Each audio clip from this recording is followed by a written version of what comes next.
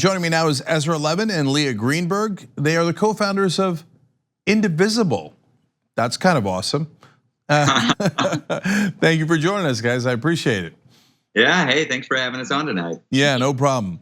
Hey, before we go on to the topics of the day, I really wanted to find out more about how you guys started the group. So Indivisible is this amazing grassroots organization that has helped with progressive causes and candidates all throughout the country. So how did it start?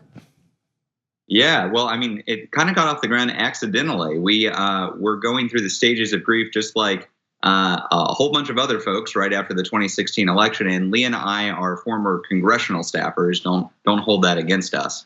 But we were going through the stages of grief. We were trying to figure out what we could do in this brave new world.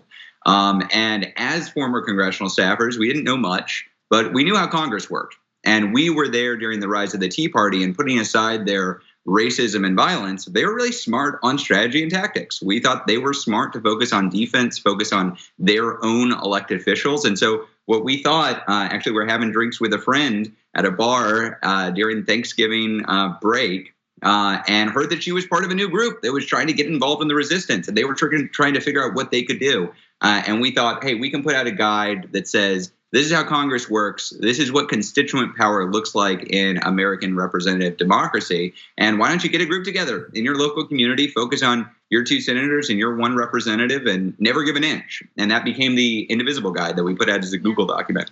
So when we put that out as a Google document, it was December of 2016. And within a couple of hours, the document was going viral. It was crashing on Google, couldn't print or download it.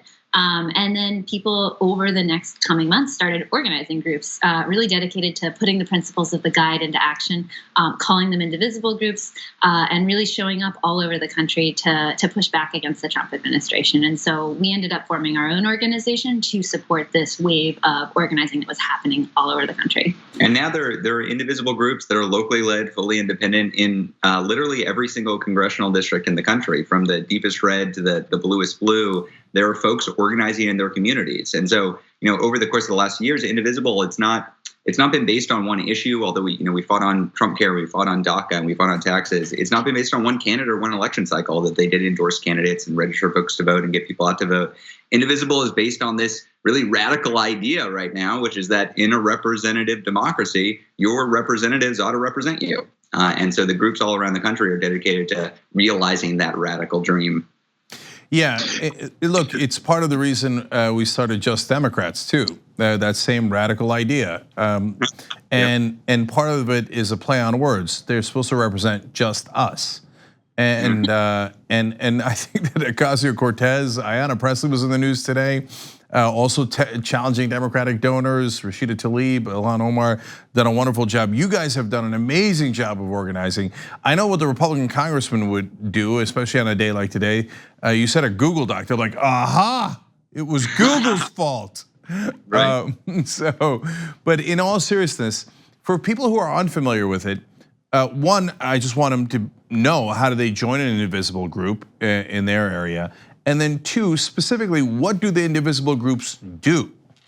Yeah, well, I mean, it's easy to join. Go to indivisible.org. You can literally type in your zip code and find an Indivisible group near you. As we said, they're everywhere, from Indivisible East Tennessee, Indivisible Austin, Indivisible San Francisco. They're everywhere. They are everywhere. And if there happens to not be one that you want to join in your community, make one yourself. You can start an Indivisible group. It's very easy to do, and just pull in your friends and family to be part of it. Indivisibles, though, we are not just communities that exist online. We are defined by action. We exist to get things done, to change what is politically possible. So the groups on the ground are, in addition to existing online, they meet in real life. They go and protest their member of Congress's office and show up at district offices. They go and register voters. They endorse candidates. They get out the vote. The way that we are able to change what's politically possible is not just by voting. It's by engaging in every stage in the process. So we were thrilled with the vast majority of the election results earlier in November. But that was a milestone, not the finish line. And so what we came out with immediately after, a week after, was a brand new guide on Indivisible on offense, how we go from resisting to insisting that the new Congress actually implements our agenda. And that means although the election is over, there's a role for you to play. It doesn't matter where you are. The key, though, is just sign up, get involved, and start leading. Yeah, I mean, everybody put it all in the field for the election, but we also know that we can't just have the kind of politics where the election ends, the campaigns pack up and go home, and everybody takes a break for the next 2 years. It's a participatory thing. It has to happen every day. It has to happen in every community for us to actually build the kind of power we need to change the system. So, Leah, I know you worked as policy director for Tom Perriello in his governor of Virginia campaign. So that means you're what I would call a real progressive. So do you?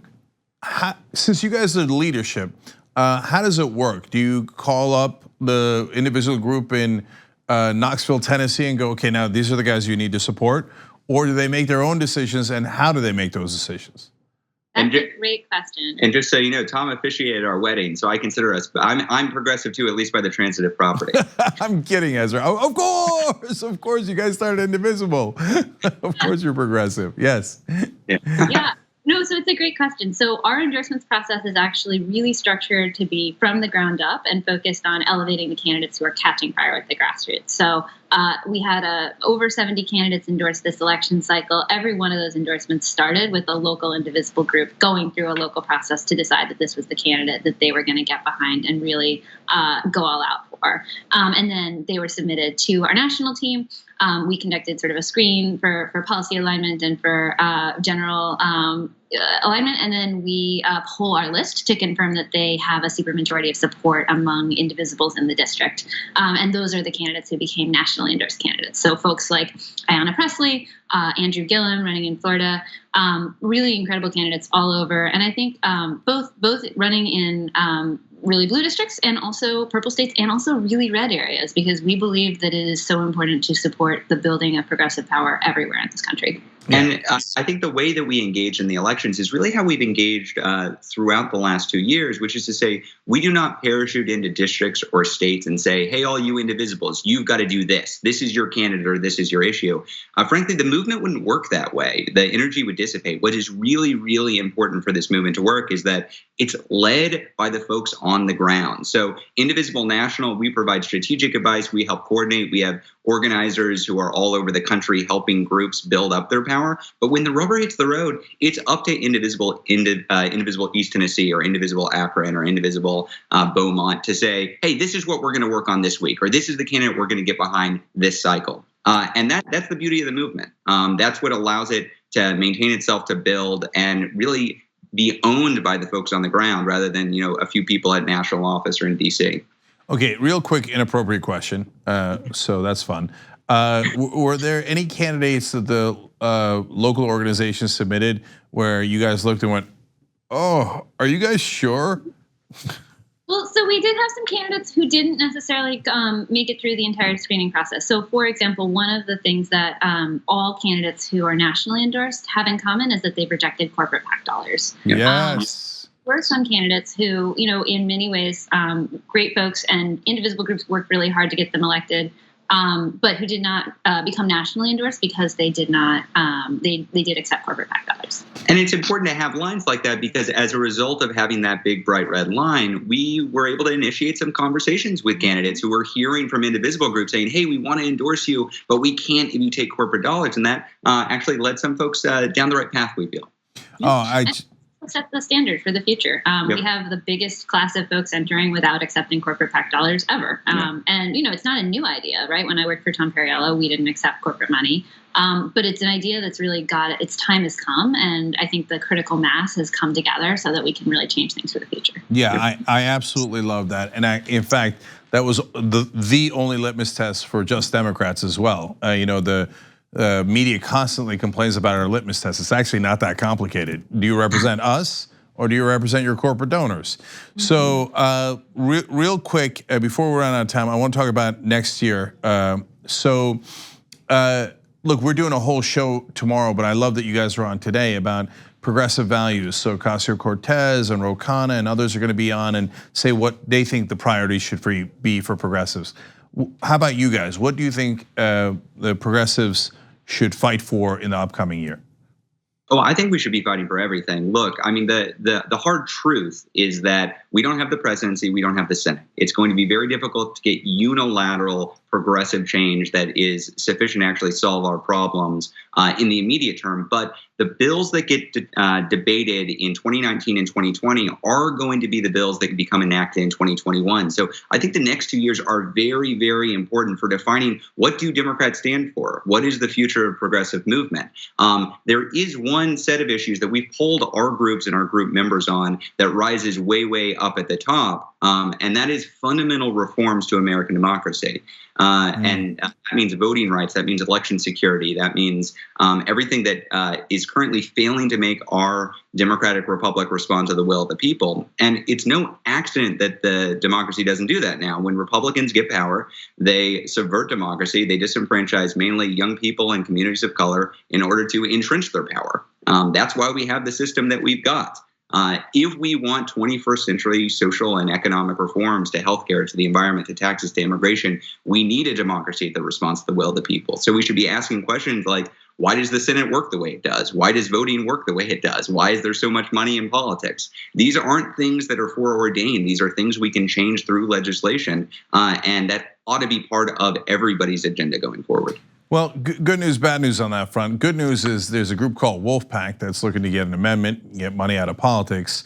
And so they could be great allies for you guys. And they're doing it state by state. So that's perfect for the Indivisible model, calling for a convention to get that amendment proposed. The bad news is, even among the good guy presidential candidates, I have not seen them prioritize that issue in a way that I think is satisfactory. I mean, I wasn't sure what you guys were going to say. You could have said Medicare for all. You could have said Green New Deal. But I'm greatly heartened to see that your guys in the different individual Indivisible groups agree with what I think is the most important issue. If you don't fix the system, then you're not going to get any of the other changes, and that's got to be a #1 priority. And if the different Indivisible groups are going to put pressure on both local and presidential candidates to prioritize that at #1, end the corruption, that would be amazing. Well, that's the plan. I hear you're going to be talking to a future presidential candidate in just a bit. What we would like to see over the course of the next couple of years is the Democratic candidates trying to out-democracy one another. I want people arguing over what the best voting rights bill is. I want people arguing over what the best way to ensure that democracy responds to the will of the people is. We should see the kinds of debates over democracy that we saw over healthcare in 2007 and 2008. That's the opportunity we have right now. All right. Ezra Levin, Leah Greenberg, co-founders of Indivisible, thank you so much for joining us on the TYT network. Really appreciate it. And everybody check out indivisible.org. Thank you guys. Thanks so much.